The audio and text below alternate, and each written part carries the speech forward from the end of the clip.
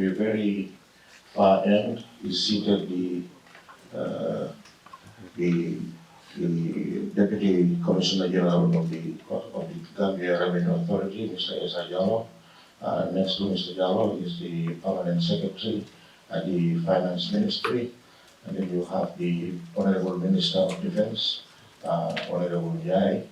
And then you have the Minister of Finance, Honorable Sidi Geta, and the Honorable Minister of Works, Honorable Ibrahim Wasila. Next to him is the Commissioner General of the Gambia Revenue Authority, Mr. Yankuba Dabo, and the Honorable Minister of Information, Honorable Lamin Queen is also the spokesperson of the National People's Party. Next to him is the Honorable Babukar Ismail Juf, the newly created Ministry of Civil Service Reforms, Public Administration, and what have you. And then, of course, the Permanent Secretary at the Ministry of Works, Mr. Ibrahim Sisao. Seated next to me here is Babukar Sankano, the Deputy Government Spokesperson. And of course, my name is Ibrahim Sankare. I'm the Gambia Government Spokesperson and Presidential Advisor on Diaspora Affairs. I welcome all of you to this major press conference. This is a major press conference that was actually mandated by His Excellency President Adama Barrow. This press conference was officially sanctioned by the President of the Republic after the flooding of parts of Banjul and all the concomitant noise that followed the flooding and the allegations and the controversy and what have you.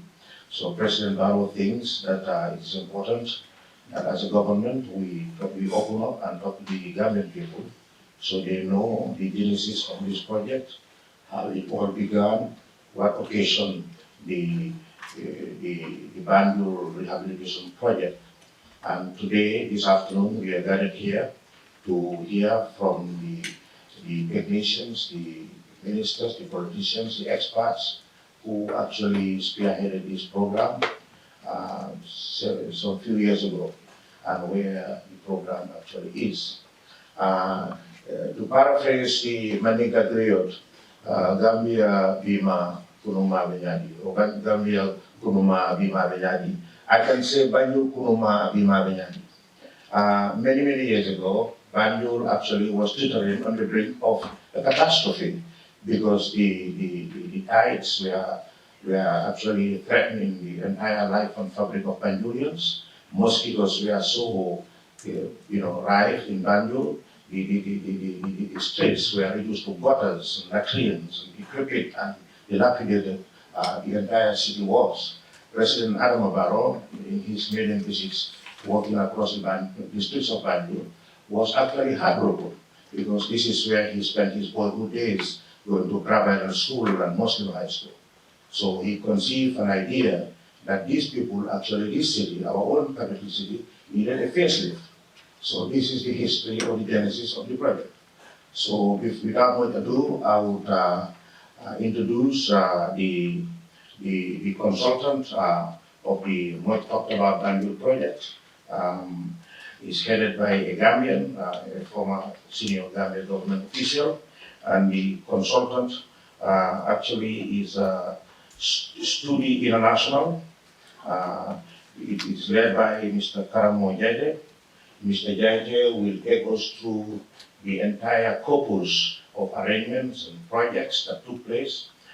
We would hear the background, what necessitated the project, the scope of work, the undertaking and taking place, accomplishments of the project, the flooding, the causes, response, and anticipation. However, before Mr. Yede steps in with his PowerPoint presentation, we are honored to have the Minister of Information and spokesperson for the NPP party, Honorable Lamin Queen, to come and share a few words of wisdom with us. I thank you so much and welcome here.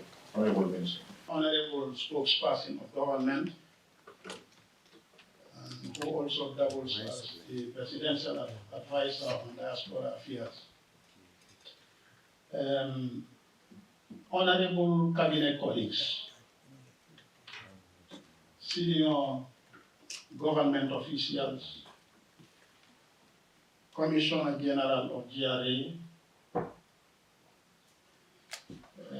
the consultant of the Banjul Rehabilitation Project,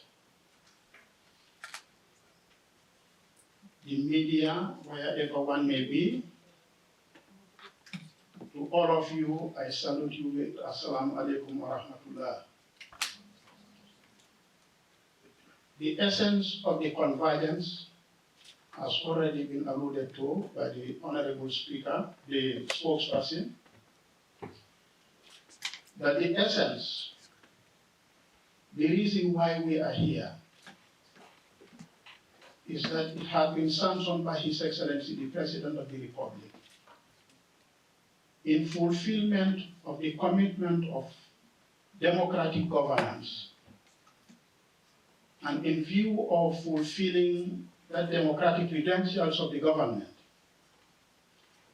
government must be responsive to the citizenry. And since it became public concern,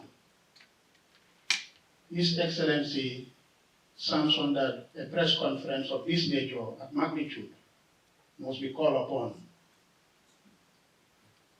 to throw light on the importance of the Banjul project, to throw light on the impact the project would have and continues to have on the lives of the people, to throw light on those who are in doubt of what had happened and how it happened. This is the reason why we are here. Hoping that the objective and the goals are one, both of government and of the media, and of course the citizenry, which is no other than seeing the advancement of our society from one level to the other. Since you are responsible of disseminating information to the public, and since we are servants of the people as duty bearers, the focus should be whatever advances the development of the Gambia should be the interest of all, and should also serve as the guiding principle in whatever we do. On this note, I want to thank my cabinet colleagues and all other government officials present for the commitment they have shown of being responsive to the people's demand. And we must equally thank His Excellency, the President of the Republic, President Adama Barrow, for the concern of commitment he has over public views. This is an important democratic requirement, and beyond all doubts, the convergence is a proof of the testimony of his commitment. On this note, I wish everybody a happy conference. Thank you very much, Mr. Sankar. Thank you, Honorable Minister. I now have the pleasure to invite Mr. Jeje of the International, the main consultant of this project, to proceed with his PowerPoint presentation. And after the PowerPoint presentation by Mr. Jeje, the Honorable Minister of Works, Honorable Ibrahim Sila, will briefly also have an overview of the entire project. And thereafter, we will invite questions from the members of the media. And the questions will be limited for the first time to one question per media house. You come before the microphones, you identify yourself, that is your name, you identify the agency that you work for, then you pose your question, and then you give chance to others. In the process, if there is a chance to follow up, you will be given that opportunity to follow up, so that everybody will have gone home satisfied that they have also at least had the chance to ask a question. Thank you. Mr. Jacob. Good afternoon once again. Sorry for the technical hiccup. Let me begin by introducing myself. My name is Karamo Jaite. I'm the team leader for Study International in Gambia. I also double as the resident engineer on this project. Talking about the project, Banjul, the city of Banjul is our capital. Before this project, the conditions of the streets, the drains, and the sewage system was in a dire state. Of course, nobody should be proud of that situation. And come this project, we are seeing some changes. But before doing all that, let me just give you the. It's okay. Okay. The background to the project, starting with the drainage system. Most of the drains in Banjul were constructed in the 50s. There was flooding in Banjul in 1947. That led to serious flooding in Banjul. And the government at the time decided to have a drainage project. All the drains in Banjul were done during that time and completed by 1952 with the construction of the Bond Road pumping station. When in place, they've been functioning very well with consistent maintenance.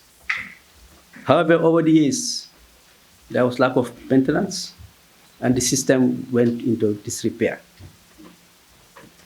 As such, most of the drains were clogged up, and instead of water conveyed,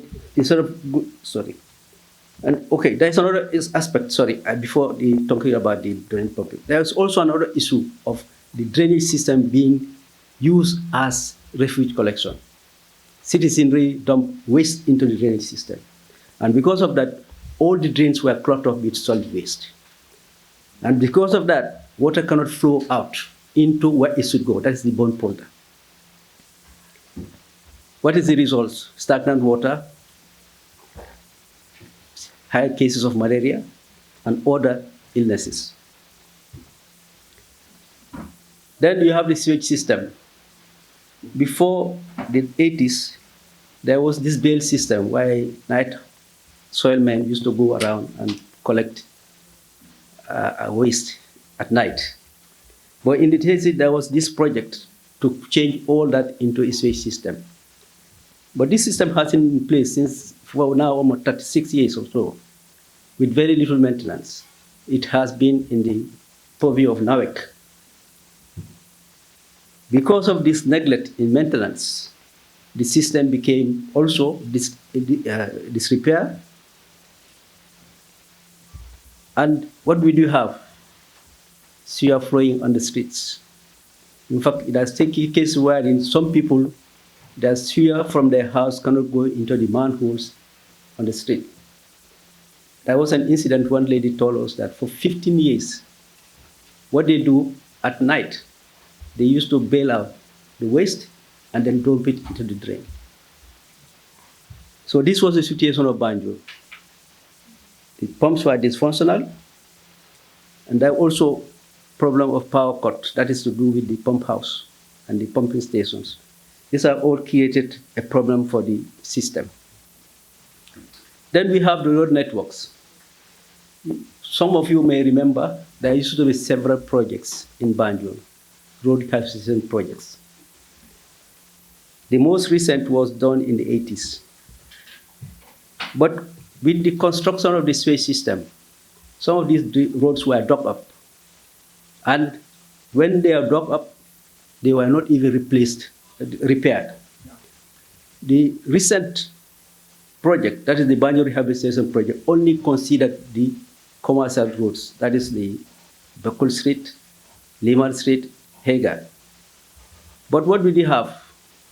With the increase in trucks carrying containers, these roads that were constructed using asphalt and lateral base became destroyed completely.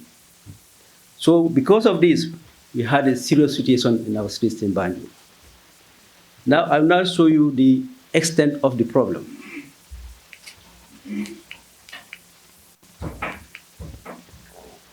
So as you can see, these are the situation with our drains at the time. They are all clogged up with solid waste. Actually, this one, the last one, is composite drain. This is what we had. And as I was talking about the sewage system, see flowing onto the streets, and they are also, because of the problem with the pumps in the pump stations, like the P11, which is at Box Bar, they pump directly into the canal. Very unhygienic.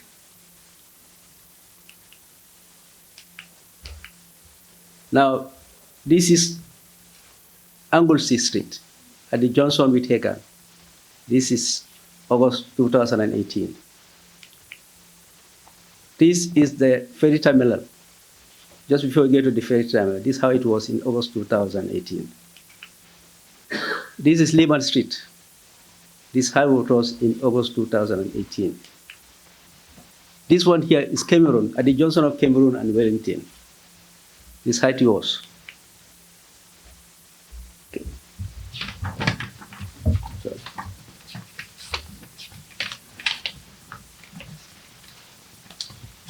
Sorry. Okay. The project, the aim of the project.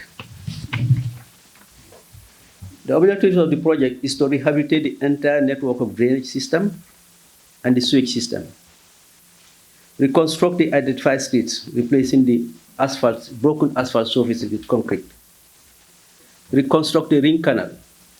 A ring canal actually is recipient of, Banjul have the three types of drainage: tertiary, secondary, and collector drains. The collector drains are the ones you find on Cotton Street, Hill Street, one that's coming from Picton, Kent Street, and coming out of Hopkinson. You have Grand Street, Combo Street, and there is one from Albion to the mosque on Box Bar. So this ring canal connects these collector drains to the creek. The creek is where you have, when you are at the Bone Road, you can see there is kind of a lake leading towards Banjul. That is the creek. So all water comes there and goes to the pump house. Certainly, the works will have a positive impact on the socio-economic activities within the city, whilst adding sanitary and aesthetic values to the city environment. Now, going to the specific component. The drainage works, including cleaning and disinfecting the entire drainage system. This comprises the primary, secondary, and tertiary drains, and the collector drains. Cleaning and disinfecting of culverts, why we have them. The construction of the concrete base and machinery of all primary, secondary, tertiary drains. Covering of the drains with new concrete cover. But here we are doing a foolproof cover, wherein people can just open it and dump it. Because our experience is any hole that is left on the streets of Banjul, overnight you find that they dump material into it. The reconstruction of the canal, green canal along the southern periphery of the Banjul, in combination with clearance and backfilling of the area between the channel and the city. But there we have a problem. Between the channel and the city is where you find all sorts of garages. Although when we come to it, maybe there will be a solution to the problem.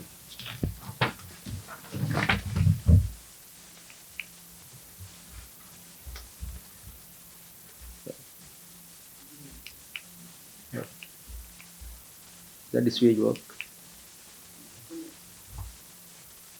Okay. Sewage. The sewage work including cleaning and disinfecting of all manholes. You can see them along the streets when you are moving. Unblocking all PVC underground pipes. We had several cases. Repair of all broken underground PVC pipes. Rehabilitation of existing pumping station located at Box Bar, and the other one located at Brikama Garage.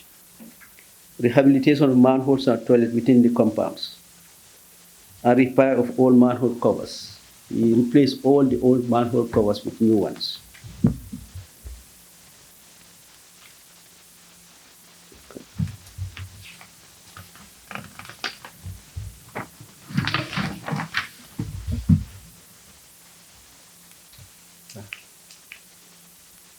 Can you go?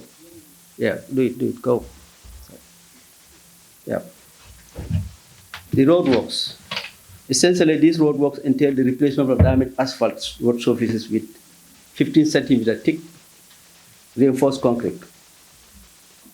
That is for the streets, but it's different for Bond Road, where we had to use 20 centimeters because of the heavy trucks that are plying on that road.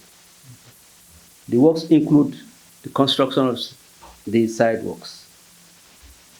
And the original project covered 25 streets, including Bond Road, as listed on there. But one thing I must say here, the construction of the sidewalks includes the rehabilitation of drains and covering them. It goes in tandem. So what we do when you construct the road, first you do the pavement, then you do the sidewalks. When you are doing the sidewalks, you do the drains and cover them. So for all the areas of intervention, the drainage system has been cleaned, where you have walk cleaning, where you have road, sidewalk, walls to be reconstructed, we did, and then cover them. That I may want to make clear. So this, sorry. The list here that you are looking at is the original scope of work. But there was also an addendum. It includes another 20 roads. You would say the number, but most of these streets are small and short. But if they are not done, it would have mean the project would have been useless because the impact would be very minimal. This addendum came into effect in 2021.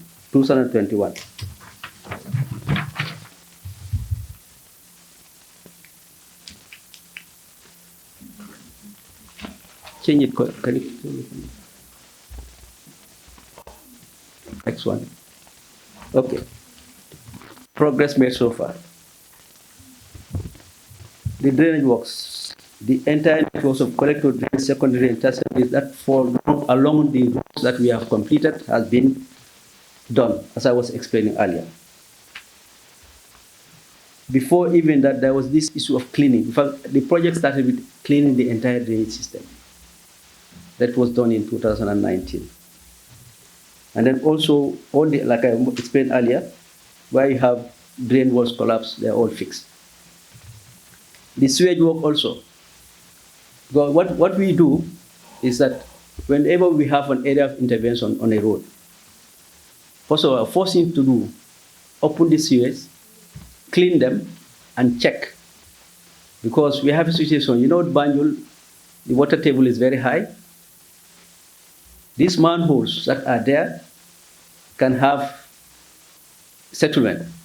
So we check between manhole to manhole to see whether the pipe that is between them is flowing in the right direction. We have the entire network plan. This is what we do first, before we start the roadworks, because you cannot do it other way around. And so far, we found three problems only. That one was at Cameron Street. The other one was, no, actually three. One was on Cameron Street. The other one was Mox Road. And then we had one on Tessito Road, where we had to fix new pipes between the manholes.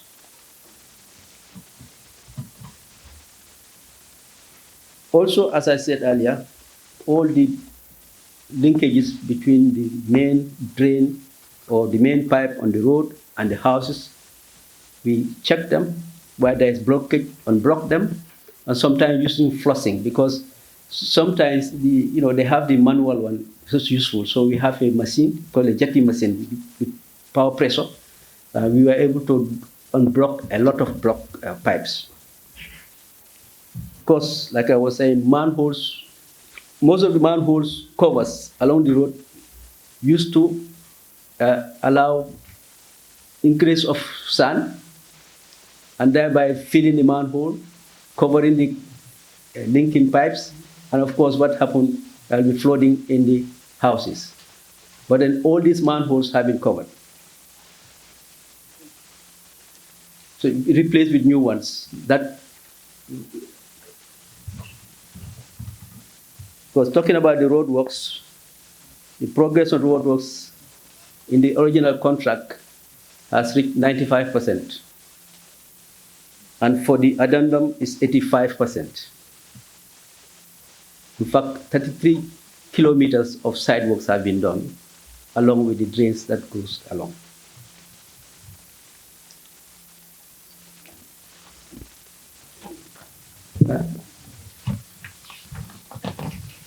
Now, this one is just showing the work process, cleaning of drains, even using heavy machinery. This one is on Kent Street. It's a big drain, and we had to use heavy machinery to clean it.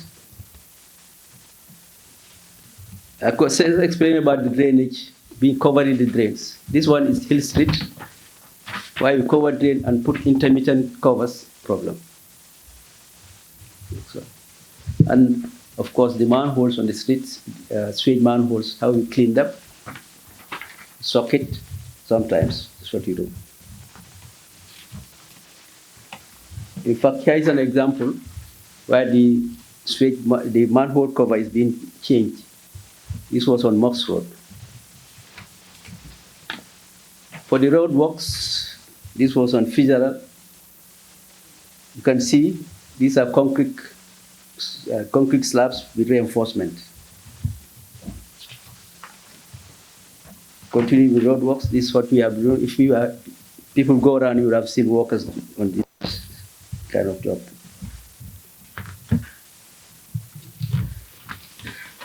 Now, progress on roadworks. What you are looking at is the original scope of works. Apart from 3 roads, all the other roads have been completely rehabilitated, and all the drainage system along this road has been done. Next. The second one, with 85% overall completion, is the addendum. For that one, apart from Marcati Square, we have not started. And Hope Street and McDonald Street, where work is going on right now, all the other roads have been completed.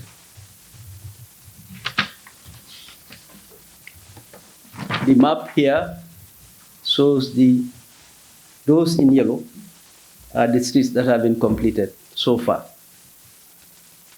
No, in red, actually. Now I'll show you pictures of projects achieved, where you have before and after, to see the impact of the project. Next. Here is this place near the ferry terminal, before and after.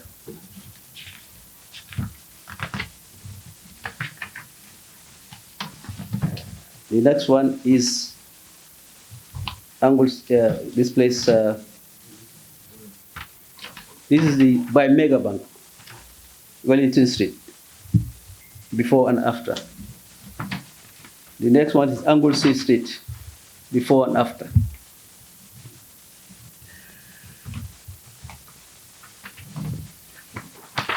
The next one is Picton, before and after.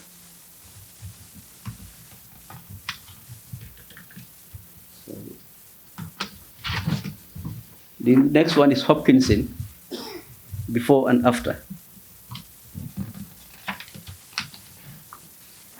The next one is Kent Street Drain, before and after.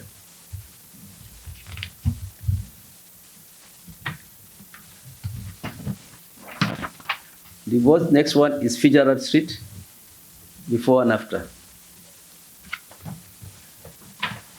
And this interesting one is Grand Street Drain, before and after.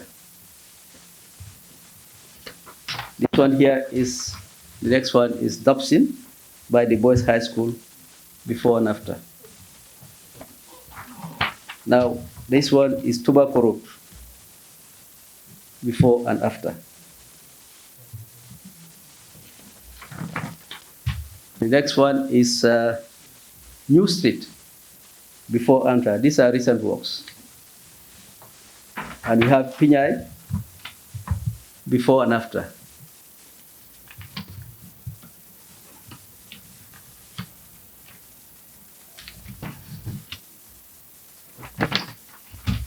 Now, we go to talk about the bone polder and the pumping station.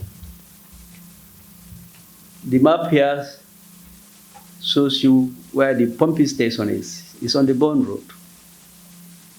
Between the red line and the road is the bone polder. This is where all the water from Banjul, stormwater goes.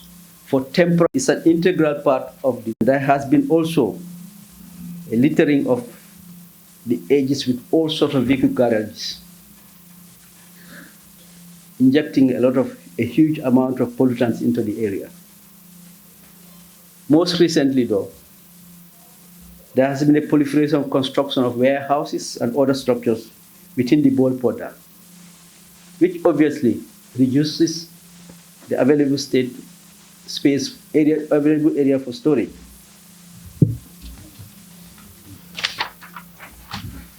It goes without saying, the reduced capacity of the bone polder can lead to rise in water level in the bone polder during rainy season. In such case, if the pumping capacity at the pump house is not enough, there will be a backflow of water into the city, thereby causing flooding. Such situation was witnessed on the 30th and 31st of July 2020, as most part of the Tobacco Road and some parts of Banjul were subjected to flooding. The rise in water level in the bone polder can also be partly attributed to the obstructed flow of water, because most of the drains were clean. So there was a huge amount of water flowing out into the bone polder. However, at this time, which is very unfortunate, I would say, preparations were well underway to install new pumps. The project requires installation of new pumps at the pump house. But due to the fact that we have frequent outage of power, in fact, at the time, even the power supply, the voltage was very low. The pumps are 75 kVA. Two of them. The transformer there was only 100 kVA. Tune function.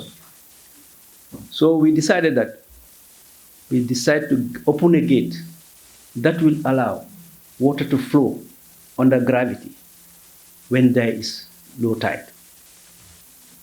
And this was just about to be commissioned, or that started when the flooding happened. Fortunately, the pumps were here, and by the 8th of August, all the pumps, the two pumps and the gates were fully operational. Can you play the thing there, the show? This is the gate, allowing water to flow under gravity. Play the other one. These are the pumps in operation. Each of these pumps is pumping out 2 million liters of water per hour.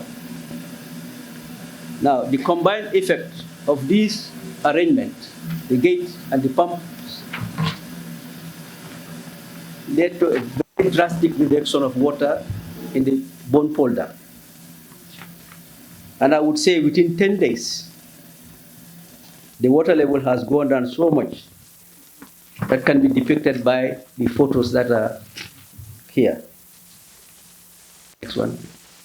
This is the photograph of the bone polder on the 8th of August. The next one. This is the photograph of the bone polder on the 18th of August. At this time, there was no trace of flooding in Tobacco Road. So unfortunately, we had flooding at a time when the project was in preparation to install. There was an incident of flooding last year, but it happened in September. Well, it's nature, but we are not expecting such a huge rainfall in July. But this is not only, it didn't happen in Gambia only. It happened, it's a worldwide issue. And Banjul, unfortunately, they experienced something, it's not desirable, But we have similar situations in Congo as well. But notwithstanding, Banjul had a solution, and this is the solution. So right now, well, before I used to have some nightmares when it rained, but now I don't bother. Because today, we just measured the water level in the bone polder is 0.5. Even that gate is not functional anymore because water doesn't go there. And the pumps, in fact, we are not even operating 2 pumps, we are operating 1 because it was sucking everything. And if you don't stop it, it may even damage the pump. So we have a very robust system in place now, and we hope this thing will not repeat itself. Now, there's another issue also we talk about, this sewage system. As I indicated in my earlier presentation, the project is supposed to rehabilitate the pumping stations, one at Brikama, the other one at Boxbar.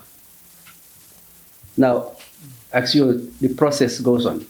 But as of the 20th of August, 2 new pumps were installed at the Brikama, at the Boxbar station. They call it P level. It enabled pumping water into the sea through a pipe that you can see out there. Now, this pipe is a problem.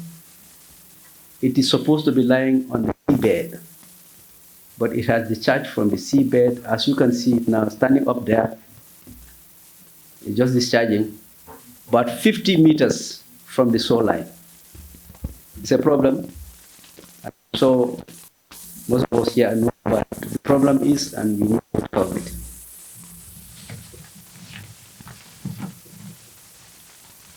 The other thing that about the sewage system is after the installation of the pump, ice age.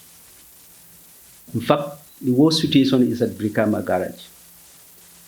But it's much more difficult than these ones at the Boxbar stage. But progressively, that one will also be tackled. Now, talking about the outstanding works on this project. As I presented to you, 95% of the roads in the original scope has been completed. 85% of the road in the addendum has been completed. The drainage system, the secondary, tertiary drains. Government that awarded the contract to Guy Construction Company.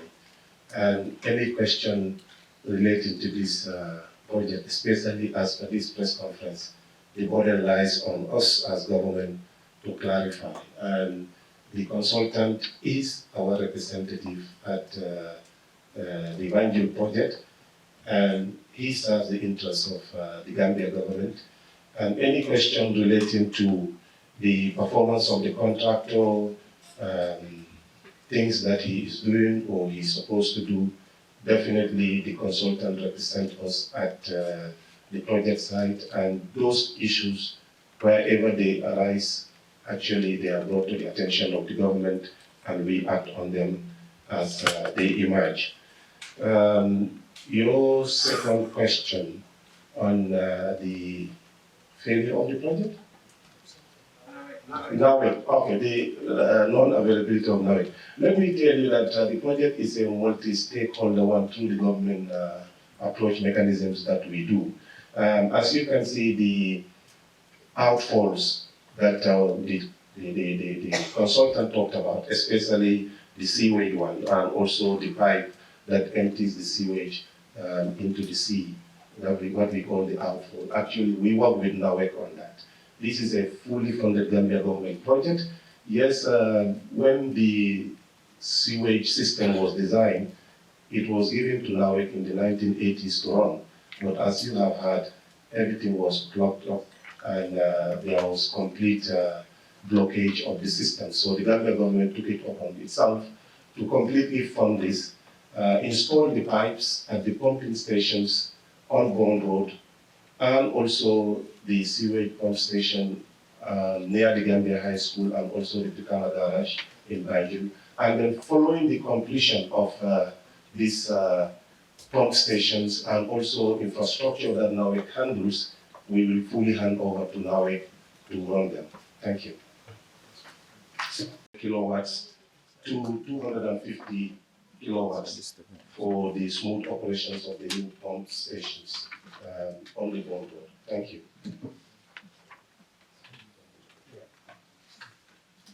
Yes, for ease of movement, he's going to take the seat next to me here. Yes, so next question, please. Let me clarify this also. Anything that has to do with policy, we as government and as ministry responsible for this project, we will answer. The consultant actually works on our behalf.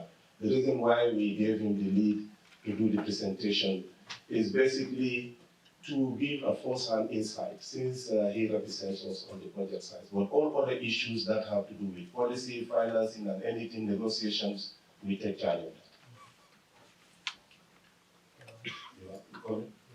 Identify yourself and your agency. Thank you very much. My name is Banjul and I work for Kerfado. Actually, my question has to do with the Banjul City Council. The mayor of the city has been complaining that most of they are not involved in this project. But I want to know exactly, is there any component in this project document that indicates that there should be a money that is allocated for buying equipment, money for buying equipment that is for the sanitary aspect of the city? Because after the implementation of this project, it should be handed over to Banjul City Council. Is there any component in this project that indicates that? Is the project also exempted from paying tax? Thank you. Okay, thank you so much for the purpose of sanitary issues in Banjul. However, it is still not very clear as to when we should do that. Either immediately after the project is fully completed, or sometime before the project is completed. That negotiation is on, but the city council, of course, raised with the ministry the need to support them to have garbage collection trucks. And as I speak to you, we are really considering this. And to also assure you that since I came in, I personally invited the mayor to my office. We had a good discussion with my deputy permanent secretary responsible for technical, and also my senior staff. And I want to believe that there'll be a new relationship, because at the end of the day, it is in the interest of both the government and the city council to work together to see that the magnitude of the investment that has gone into Banjul matches with the sanitation and sanitary portfolio of the city. Therefore, anything that can be done to empower the city to collect the rubbish, to clean the city, and also to ensure that the infrastructure is kept in its entirety, definitely we will do that. And we will definitely escalate that, engagement with the city council. Thank you. Just for your information, I mean, a number of construction projects, especially those that either government funds or the donors, we do provide certain tax exemptions. For example, if we consider that bringing in gravel or basalt, over from the neighboring countries into the Gambia, is going to cost us more by adding taxes on it to do the construction works. The ministry and my ministry and the Ministry of Finance do engage, and sometimes we provide tax exemptions. There are also duty waivers that we also give for specific things that are related to the construction works, so that at least we reduce the cost burden of the construction on the government.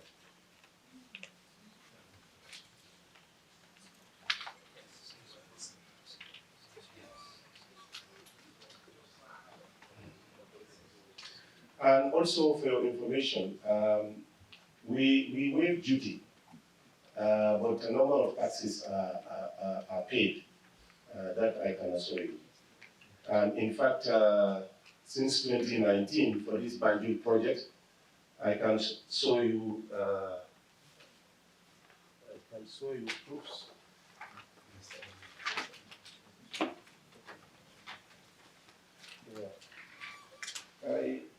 There are proofs here from the Gambia Revenue Authority that clearly shows that from 2019, when Gambia government gave this contract to Gai, they have been fully paying their taxes from 2019.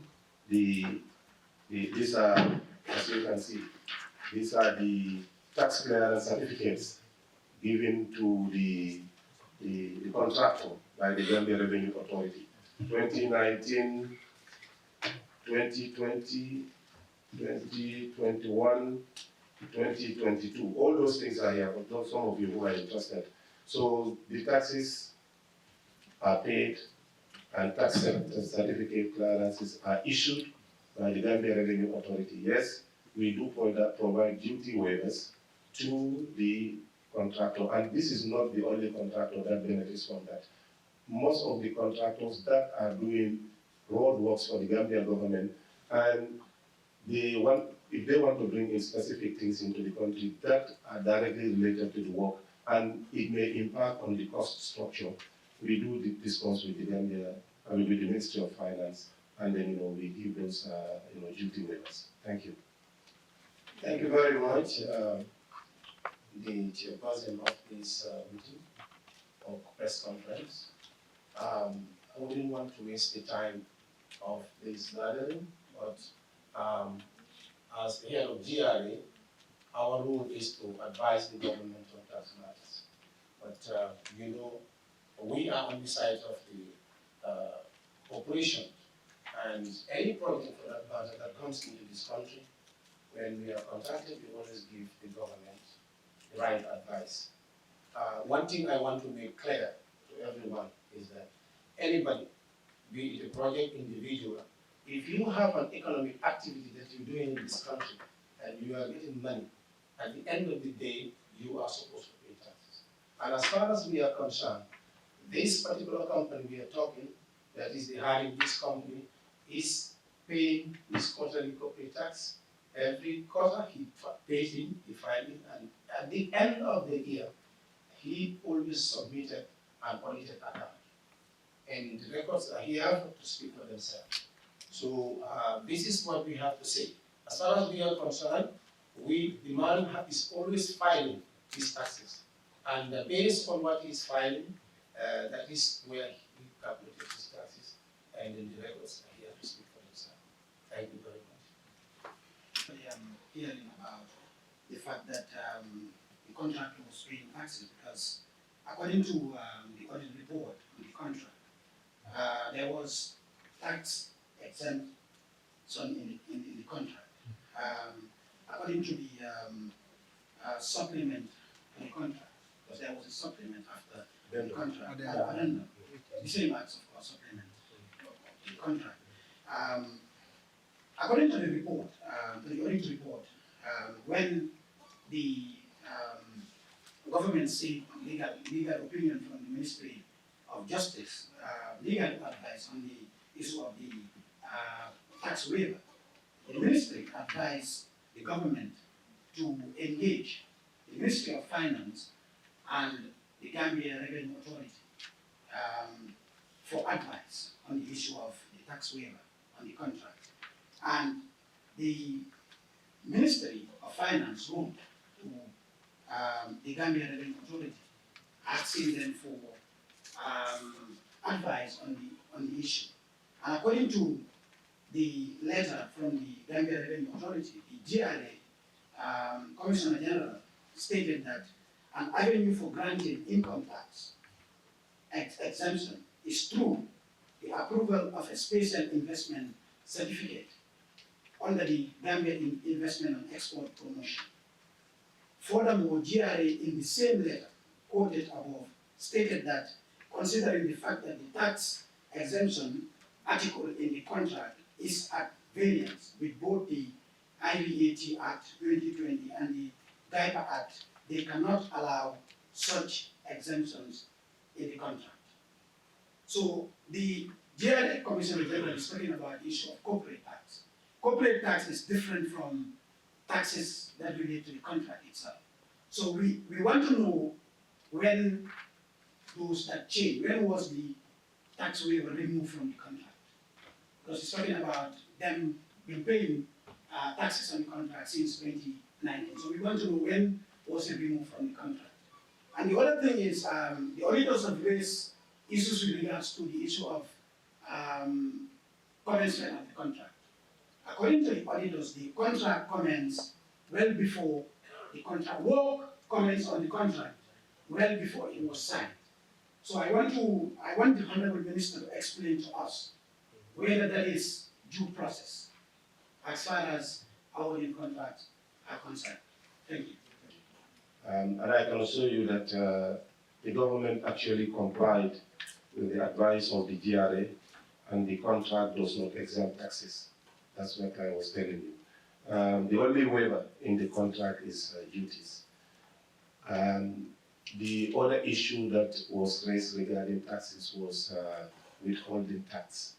And if you understand contract natures regarding withholding tax, what it means is that if I'm to pay you $100, then I am obliged to withhold 10% of that $100, so that in case if you don't pay your taxes in full, that 10% of your $100 will be used by the government to pay, and then you will not get that 10% that government is holding as withholding tax. Now, following the audit query that we were not deducting withholding tax, government has since been compliant, and even the latest IPCs, this is interim payment certificates that we have been sending to the Ministry of Finance. We are complying fully with that 10% withholding tax, and then we are deducting accordingly. Yeah. The issue of the contract. Yes, the issue of the start of the contract, we have taken note of that. But remember that when this contract was first discussed and negotiated, Cabinet had already given approval for the contract to go ahead.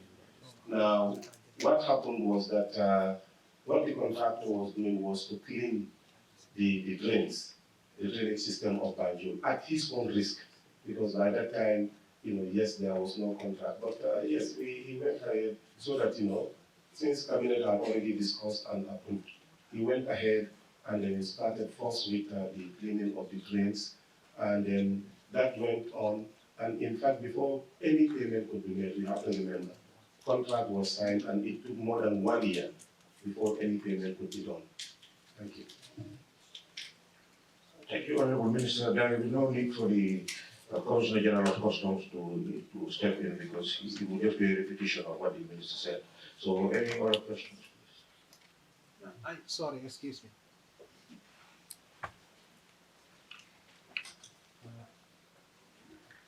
You have a question?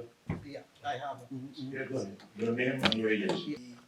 I have the contract document, and as the minister was speaking, I was wondering if he read it, because the contract document actually has a tax exemption. We corrected that. Yeah, no, I mean, when did the addendum, when was the addendum created? So the first addendum. There was a first and a second addendum. As far as I know, there are only 2 addendums. Yeah, that's what I'm saying. I mean, following the advice from the GRA that we could not give tax exemption. In the original contract it was there, and then the Attorney General advised that we seek, or we liaise with the GRA for proper advice on tax exemption. So when that was done, it was completely, that particular clause. I know, I'm talking about the time stamp. Well, I don't have the contract with me here, but I can forward Because I have both the contract and the addendum, and I can assure you the latest one. it's not changed. Okay. So my question actually is regarding the contract was going to be awarded to Hadim, and Study International was going to supervise the execution of the project. Consultant. Now, my question is whether there was a study done with regards to everything that was supposed to be done, because they were saying NRA was going to supervise. Banjul City Council was also going to supervise, according to the cabinet, and that also Study International was later hired. I'm seeing Study International do a presentation on what is happening on the project. That's more or less, and he said he's a resident engineer. Is he an engineer on the project itself and also a supervisor? You know, I mean, at the same time. When the concept of projects, yes, thank you for that. You know, when you have a project, you have what you call project consultants. And these are people who are like working on behalf of the client, which is in this case the Gambia government. And within that scope, or within that framework, you also have what you call the resident engineer, who leads on all technical engineering advisory issues about the project. So, of course, Mr. Jaiti, being an employee of Study International, serves as the resident engineer for the Banjul project. Okay, that's important. Thank you. And following engagement with our partners, in 2019, going towards the early part of 2020, we have been advised that we should charge in the local denomination, which is the dalasi. But of course, if you say $10 paid to the Gambian dalasi will have to be equivalent in what you have in $10 paid in local currency. So if that is the question, yes, I mean, if you say $100 is equivalent to the... That sewage is being pumped into the canal, directly into the canal.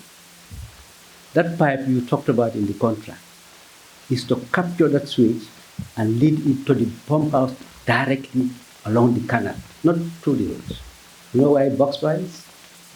Yes, you know the canal that goes there? Yes, it's not through the road. The other one that you will talk about, at the end of Grand Street, there's a canal at the Grand Street that discharged into the bone polder. Because of the problem with the sewage system, it was a thought that to allow the water coming out to be pumped through the pipe, through the pump house, then it can be discharged. It should not be through the roads. Okay? The minister was talking to you about the outfall to the sea. That's a different pipe. Yes. So, but there was a part that was supposed to leave Boxer. There is a proposal. This is what you read. Yes. You read a proposal. Yes. And what you read is what you call these people their requirement. The requirement of the client. At any point in time, that requirement can be adjusted. So it's adjusted. It can be adjusted. And we are thinking there is no need. If at all you are going to pump directly into the sea, why put a pipe through there? You saw 2 new pumps being installed, and it's going to be pumped through the pipe into the sea. That was the original arrangement. We Okay? are going to change some valves inside. I'm told there is no valve. Who said there is no valve? The sewage system?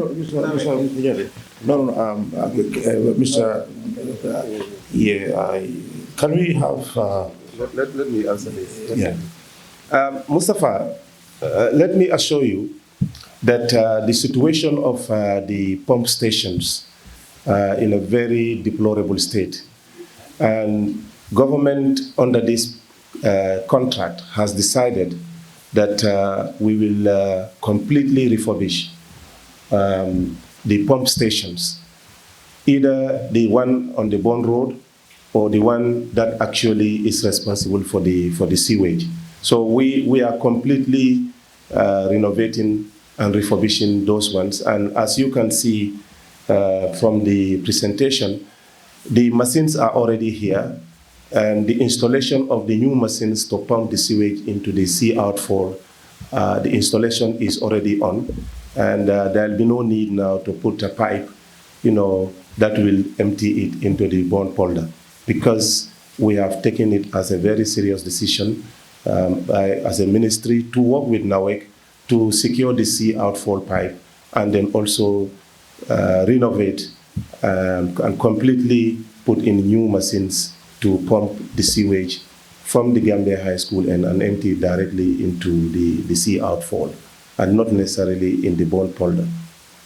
So that I can tell you is taken care of.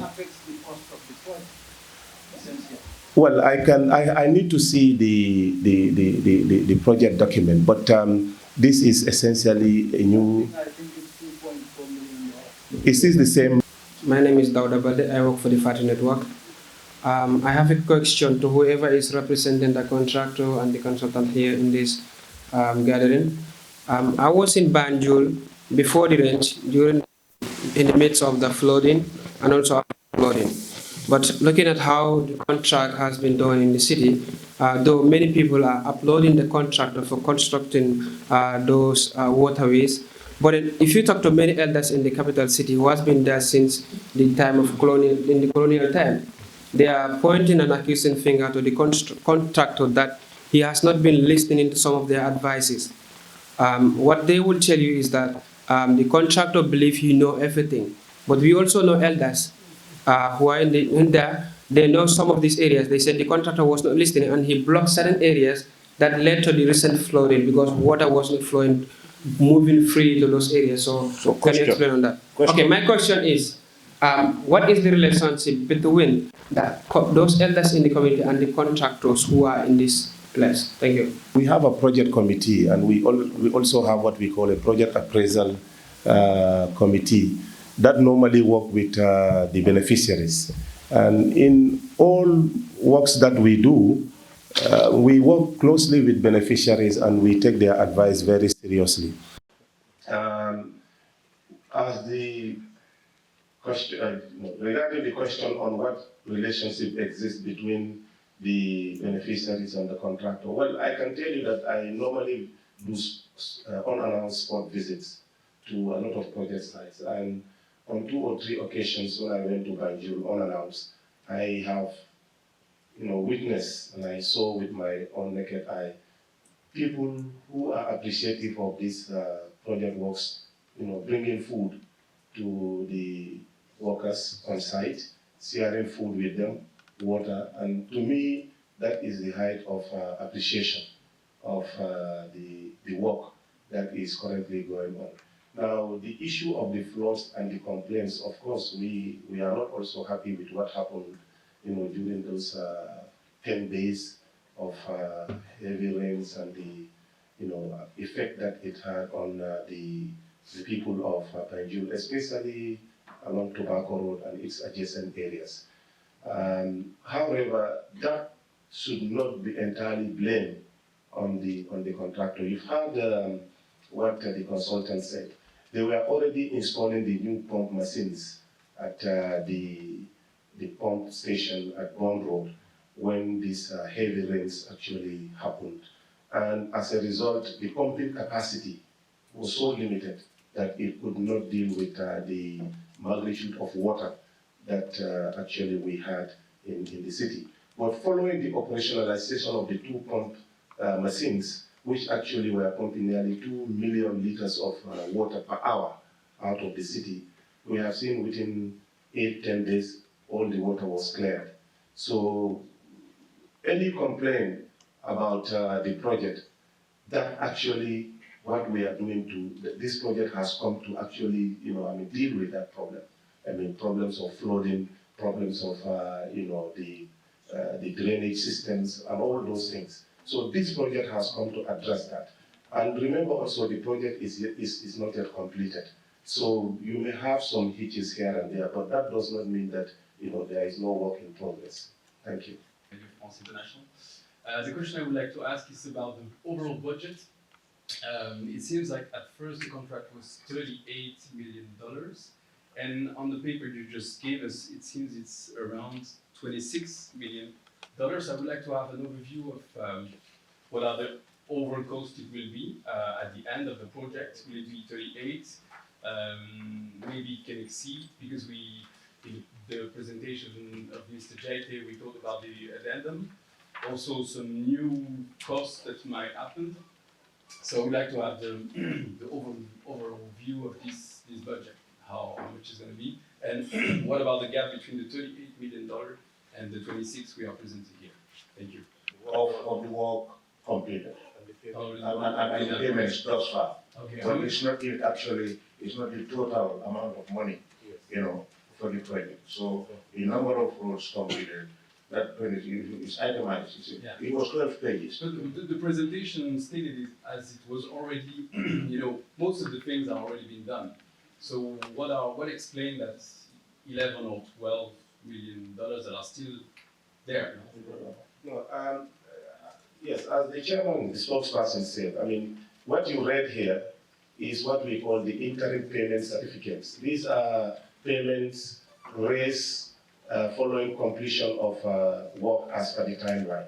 And when they are raised, when those works are done, payment is raised and government pays those funds. So as of now, what you read is just the payment done, so far.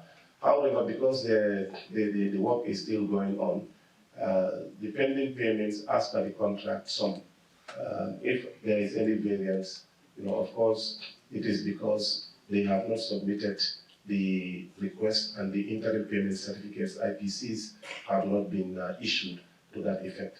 But it seems that there has been some variance appearing already. So do you expect the overall budget to exceed the $38 million, or? Well, let me not commit myself to figures as for now, because remember, in contracts you have what you call price escalation, which is not applicable under this particular project.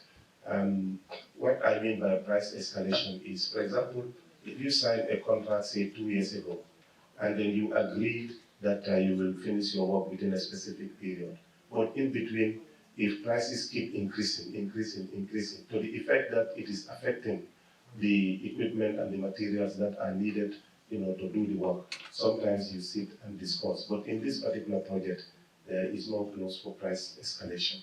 So let me go back and then look at what the payment is and what is pending, then we can come back to you with those answers. Thank you. I work for QTV. We've seen in the presentation the progress that has been made so far. I want to understand, we've seen construction of industrial buildings around the Tangi wetlands, which has been highlighted in the presentation, which, according to the consultant, can lead to reducing the capacity of the bondholder, and as a result of that, the storage of stormwater can also be reduced, and it will contribute to rising sea level.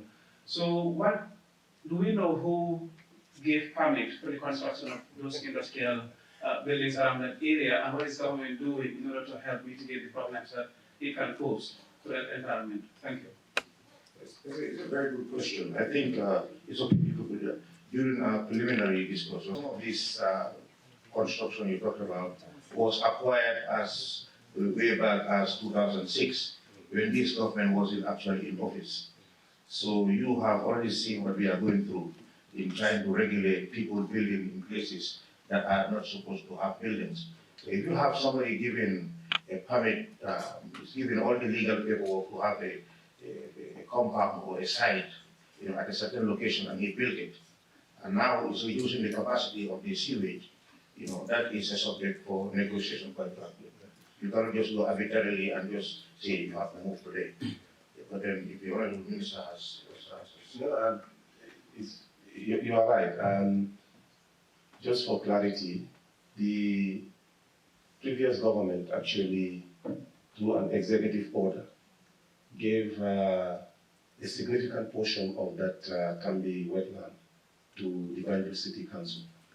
And as a result, I think since 2016, since 2006 or 8, they have been issuing permit for construction of warehouses to specific allottees and beneficiaries. Now, following the floods, and in fact, months preceding that, my ministry raised a concern on the escalated construction works on this particular place and the impact it will have on the flow situations of Banjul. And His Excellency President Adam Barrow has listened to that advice, and he has asked the Ministry of Lands and Regional Government to review the allocation of the lands to the beneficiaries of the Tambi wetland. And we hope that that will be escalated to the highest level necessary so that we can save that place from being allocated to developers, because it will definitely have a big impact on the flood situation of Banjul. But I can tell you that it is something that government is really concerned about, and we are doing something about it. Thank you. We've seen recent demolitions happening around due to the fact that buildings were not constructed legally at where they should be. After the review process, if there is possible encroachment on the Tambi wetland, what would government do? Would there be any demolition, as we've seen around? Let me not contemplate. Let us reach that point, and then we'll know how to cross that. Thank you. I want to ask, in your demonstration or your presentation, you saw footage of people illegally or indiscriminately dumping into the drainage systems, causing the blockade of waterways. I want to know whether there is any active anti-littering law in Banjul as of now, and if yes, how often has it been enforced? And the other thing is that has the contractor provided any time frame or time line as to how long does this Banjul project, the concrete, will last? Because I'm saying this to ensure that there's value for money, because often of the time you've seen the road constructed, and just a few years later you see them starting to having problems. So you want to know whether there's any timeline given or any period given specifically as to how long this concrete pavement will last, so that there's value for money. Lifespan. Yes. Okay. Well, I don't know the lifespan. I think, but for any major road work, you settle for nothing less than 10, 15, 20 years to have value for money. And we know that concrete actually lasts much longer than all other road construction technologies. However, for the life of the project to finish, I think we are targeting July of 2023. And then project will have that default period to see how the project actually, the drains and the infrastructure deals with the stress after all works have been completed. Then it will be finally handed over to the government of the Gambia to ensure that we take charge of the infrastructure. Thank you. An anti-littering law, but I doubt whether it is being enforced. However, it is always very challenging to enforce some of these things. I think what is important is to continue to do sensitization for attitudinal change, because what is important here is for people to see the need to ensure that the environment is clean, that the infrastructure that is provided for the people of the city, the capital city, is actually theirs. And then if we all work together, the city council, the government, and the people, the beneficiaries, to keep the city clean, it will last longer, and then we'll all free ourselves from extra burden of having to spend more money to deal with some of those problems related to littering. Thank you. Star TV. Actually, my question is about the way forward. For example, when the flood happened, stakeholders visited the affected areas and suggestions were made about relocation. Is there any way the government is considering relocation? And if so, what exactly will be put in place for the people that are going to be affected? Will it link to the rehabilitation project? Do you think it's going to be a solution for the government to consider relocating people to other areas so that the project can be a success? Star TV. Actually, my question is about the way forward. For example, when the flood happened, stakeholders visited the affected areas and suggestions were made about relocation. Is there any way the government is considering relocation? And if so, what exactly will be put in place for the people that are going to be affected? Will it link to the rehabilitation project? Do you think it's going to be a solution for the government to consider relocating people to other areas so that the project can be a success? Relocation initiative for Banjul. Yes, we went on a fact-finding visit to a number of flood-affected communities in the Canal municipality and West Coast. And it has been discovered that a number of affected vulnerable communities along the canal, stretching from, I think, Tabokoto, Abuko, all the way to Kotu Stream, you have a lot of people that are also sitting on the waterways. And you know, we have the canal expansion project. And of course, when that comes, some of those houses, settlements that are directly on the waterway will have to be affected in one way or the other. But as always, government will have to come up with a solution for some of those affected families and communities. Thank you. My name is Suleiman Dabo. I'm a freelance journalist. My question generally is for the Honorable Minister. I just want to understand the overall policy at this moment in time about the contract that was awarded to Mr. Guy. Generally speaking, is government satisfied with his work? The second question is, the decision to demolish houses in Java, where does it come from? Was the president aware? Thank you.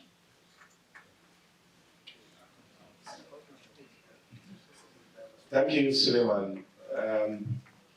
Of course, any contract that government signs with any contractor, we put in place strong, effective, and resilient monitoring mechanisms to ensure that the objectives of the contracts are met. And that is why we have our consultants. But we don't only stop there. We also have the National Road Authority, the technical arm of the Ministry of Transport, Works and Infrastructure, and also our engineers who work with the contractor to ensure that the specifications are met.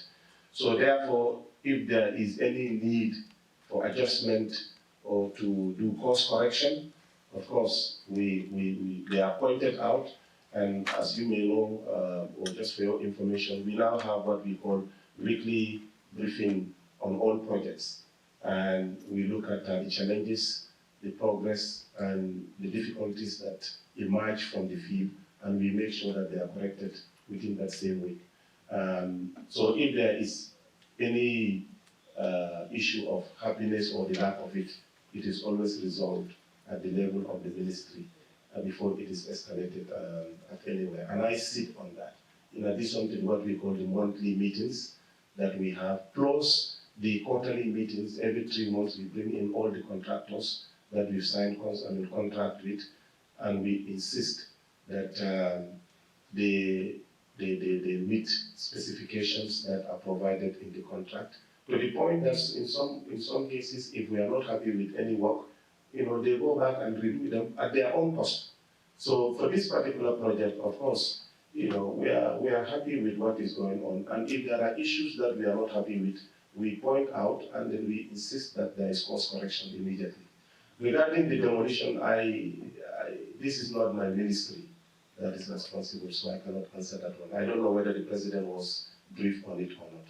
Are you aware of the fact that the decision was given by the vice president? No, that's what I'm saying. It is not something done by my ministry, so I wouldn't know. Yeah, thank you. Yes, Omar, just, if there's no other question, I would, you have, we have a follow-up question, so you can, Omar, you can come. So another question has to do with the demolition. So will the government compensate these people and how soon? And as we speak, there are people who are still displaced in Banjul. They are settled in schools. So when are you going to provide shelter for them? Because students are going to school in a month time or so. And the other one goes to Mr. Sankar. You express your disquiet with Mustafa, but I think we are equally disappointed in you for allowing an NPP supporter to this press conference, disrupting our press conference. I think such events are not for people like him. It's for journalists and authorities. So next time, please, in such a major press conference, we don't want to see people like him here. Honorable Minister, I'm going to respond to Omar, and squarely for that matter. Mr. Bahum, I didn't even realize he was in this hall. Number two, he has a press card, he's a journalist, he's a bona fide journalist just like you are. He has a right to enter any press conference, ask or answer questions as he wishes. However, the right he doesn't have is the right to come here and rudely interrupt meetings when they are ongoing. So if you are disappointed in me, I'm equally disappointed in you because your lack of respect is the reason why you're addressing the chair like that. So no. To Mustafa, to our colleague, it's a disrespect. We don't expect that from him. Yes, I am. You don't respect journalists, that is the problem. You disrespect our colleague, that's what we are saying. No. Mustafa is a gentleman of the press. I address these issues consistent with the decorum expected of journalists. I never insulted Mustafa. When Bahum interrupted him and I knew about it, I sat here and I said it is wrong for anybody to interrupt a meeting without going through the chair. I was addressing Bahum. Maybe you missed that. I addressed him. And he is a journalist. I cannot deny him coming here. He is a journalist. When you are in the authority that satisfies people. So he has a press card from the Ministry of Information, and that makes him a journalist. Any other question? Minister, you want to go here? Yeah. Regarding the demolition and the compensation, I don't know the mechanism that the appropriate ministry will take, but for the affected families of Banjul, I mean the few that are now housed at St. Augustine High School, I think the flood waters are now receding, and we hope that the situation that forced them out of their homes will not emerge again. And we believe that if there is anyone left, they will be returned back to their compounds. While we look at the permanent solution to the situation of the canals and also the pump stations. Thank you. And on that note, that brings us to the end of this press conference. I thank you all, gentlemen and women of the press, for attending to this press conference. Honorable ministers, permanent secretaries, senior government officials, I thank you all and you have a pleasant night. Thank you.